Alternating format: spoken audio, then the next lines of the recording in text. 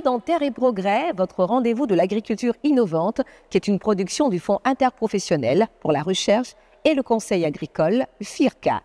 Aujourd'hui, direction le monde fascinant de l'EVEA, cet arbre aux mille richesses qui fait battre le cœur de notre économie et place notre pays au premier rang de producteurs de caoutchouc naturel en Afrique et à la 3e place au plan mondial. Mais derrière chaque goutte de latex, il y a un savoir-faire, celui des seigneurs, de véritables professionnels chargés de la récolte du latex dans les plantations d'EVEA. La filière EVEA connaît une instabilité du personnel seigneur, due en partie à la pénibilité du travail, à l'âge avancé des seigneurs qui l'exercent en zone rurale. Pour pallier cette difficulté, le FIRCA crée 67 écoles de seigneurs à travers la zone évéicole pour former mensuellement près d'une vingtaine de jeunes seigneurs par école. Comment devient-on seigneur d'EVEA? Comment former la relève d'un secteur aussi stratégique? Grand format sur la formation des seigneurs qui se fera en 2 parties.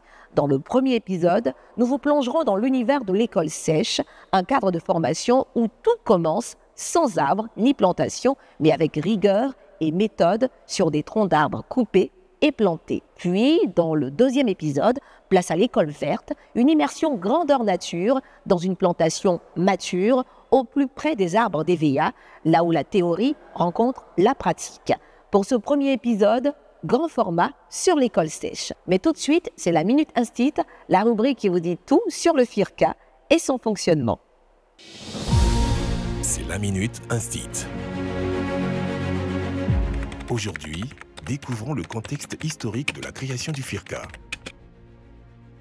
En Côte d'Ivoire, 3 facteurs ont nourri, dès les années 1980-90, l'idée de création d'agences nationales pour impulser et encadrer le développement de l'agriculture. Il s'agit de l'instauration des politiques d'ajustement structurel, du désengagement progressif de l'État, du système productif et de l'émergence des interprofessions agricoles. Les années 90-2000 ont vu l'avènement de 2 autres facteurs, notamment la restructuration des services agricoles à travers la création de l'ANADER en 1993, dédiée au conseil agricole, et du CNRA en 1998, dédié à la recherche agricole. Ont suivi les réflexions menées sur le financement autonome et pérenne des services agricoles. Le tout marqué par le soutien fort de l'État, le dialogue avec la profession agricole dans le respect de ses intérêts, la consultation des partenaires techniques et financiers et la volonté assumée de créer un instrument professionnel arrimé aux politiques agricoles nationales mais centré sur le service aux producteurs. Découvrons également les 3 composantes majeures du financement agricole. Par ordre de grandeur viennent d'abord les investissements lourds réalisés par l'État ivoirien, les routes, les ponts, les chemins de fer, ports, aéroports et barrages.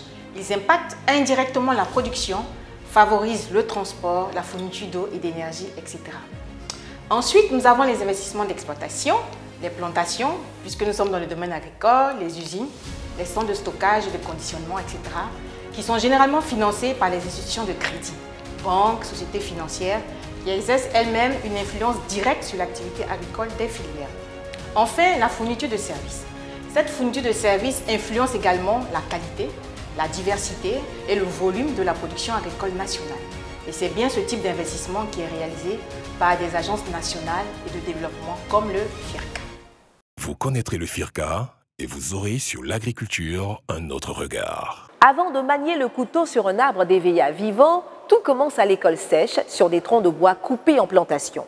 Un lieu où l'on apprend la précision, la rigueur et les bons gestes sans toucher à un seul EVEA vivant. Entre tableaux, maquettes et exercices pratiques, c'est la base indispensable pour devenir un vrai professionnel de la saignée. La formation de seigneur est gratuite et dure 20 jours, sanctionnée par un diplôme. Les jeunes apprenants repartent à la fin de la formation avec un kit de seigneur. Quel savoir-faire faut-il maîtriser pour exercer ce métier exigeant et indispensable? Comment les apprenants vivent-ils cette première étape et quelles sont les difficultés rencontrées? Comment apprend-on à saigner un arbre sans arbre? C'est à découvrir tout de suite dans le grand format de Terre et Progrès.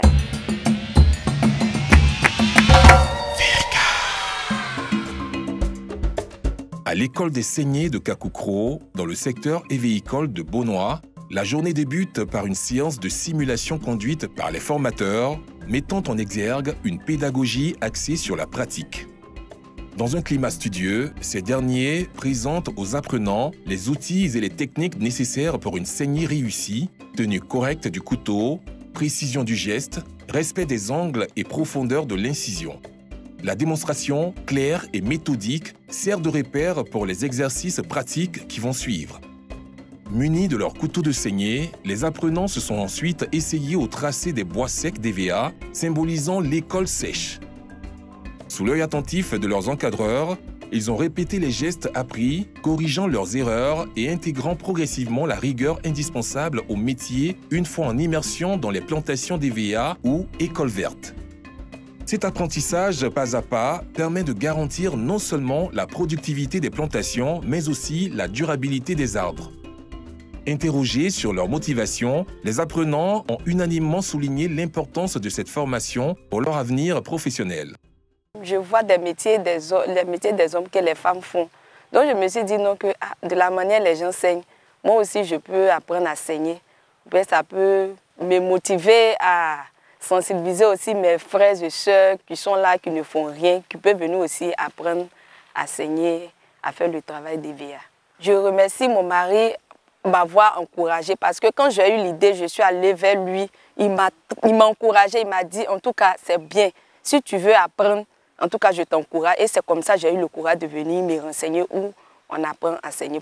Pour M. Vanga Barthélemy, un autre apprenant, l'accent est mis sur les nouvelles compétences acquises. Ce que les formateurs demandent aux nouveaux élèves, vous venez sur le terrain, ils vous forment pendant 2 semaines et qui vous permet d'avoir la manière de marcher, et comment poser le couteau, connaître la profondeur, les ouvertures, les équipements. J'invite mes amis, ceux qui ont déjà fait la formation et qui sont en pratique, vraiment de ne pas fuir les encadreurs. À chaque fois que les encadreurs viennent vers eux, de les approcher, d'apprendre comment avoir la main et connaître les erreurs. Parce qu'au fur et à mesure qu'on travaille, trop pressé, on fait des erreurs. Mais si on revient se faire recycler, refaire la formation, ça nous permet d'encore avoir la bonne manière d'enseigner, pour ne pas avoir des erreurs. Les participants n'ont pas manqué d'évoquer les difficultés rencontrées, notamment la maîtrise du geste précis qui demande patience et persévérance.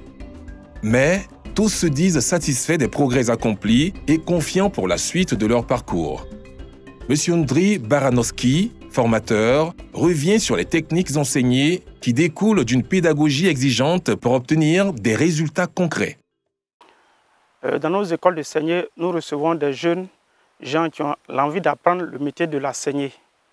Et quand ils viennent, nous leur montrons les techniques de la saignée, qui consistent à leur montrer comment manipuler un couteau, comment le poser sur un arbre et comment exécuter les pas de marche autour des arbres. Les apprenants ici font 20 jours, parce que nous alternons école sèche et école verte. L'école verte, c'est ce que nous faisons dans les plantations. Et le taux de satisfaction autour de 70 à 80%. C'est-à-dire que quand nous recevons 20 personnes, entre 14 à 16 personnes, au bout de 20 jours de formation, sont aptes à aller saigner. Pour sa part, M. Ossiri Dibalier, contrôleur formateur saigné, met en avant les types de formation en milieu évéicole. Ici, on est dans une école de saignée, dite école sèche de saignée, qui consacre le seigneur ou l'apprenant à l'initiation à la saignée. Et il y a 3 types de formations normalement. La première, c'est celle-là, la formation initiale. La seconde, on a le perfectionnement in situ, c'est-à-dire quand le seigneur a fini sa formation ici, pour l'imprégner, lui donner l'allure réelle de seigneur, on le met sur plantation et puis il est suivi directement par le moniteur.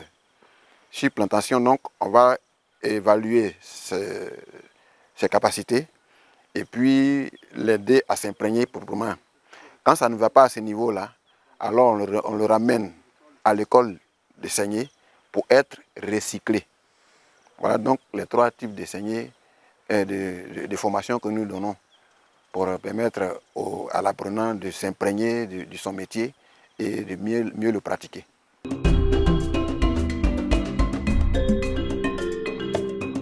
Cette immersion à l'école de saignée de Kakukro illustre l'importance de la formation continue dans la professionnalisation de la filière évéicole.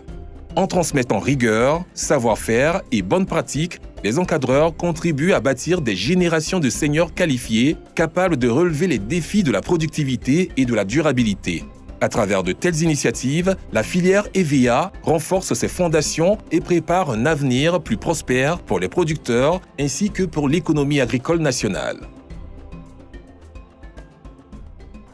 Voilà, ainsi s'achève donc notre découverte de l'école sèche, cette première étape indispensable où tout s'apprend sans toucher un seul EVEA. À ce stade, rigueur et précision forgent les bases du métier de seigneur, mais la formation ne s'arrête pas là, car après la théorie vient le terrain.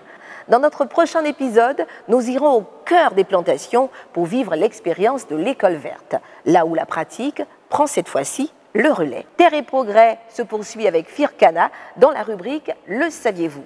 Vous pouvez revoir ce programme sur nos différents réseaux sociaux en tapant le Firka, le tout attaché. À bientôt pour un prochain numéro de Terre et Progrès.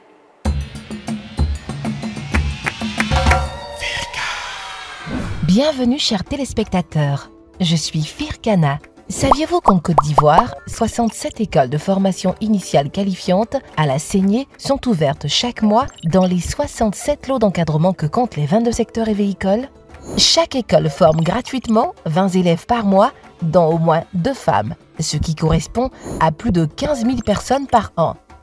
À la fin de la formation, élaborée avec le concours du FIRCA et de l'AGFOP, chacun des apprenants reçoit un certificat ainsi qu'un kit constitué d'un couteau de saignée, d'une pierre aiguisée et d'un gabarit de traçage.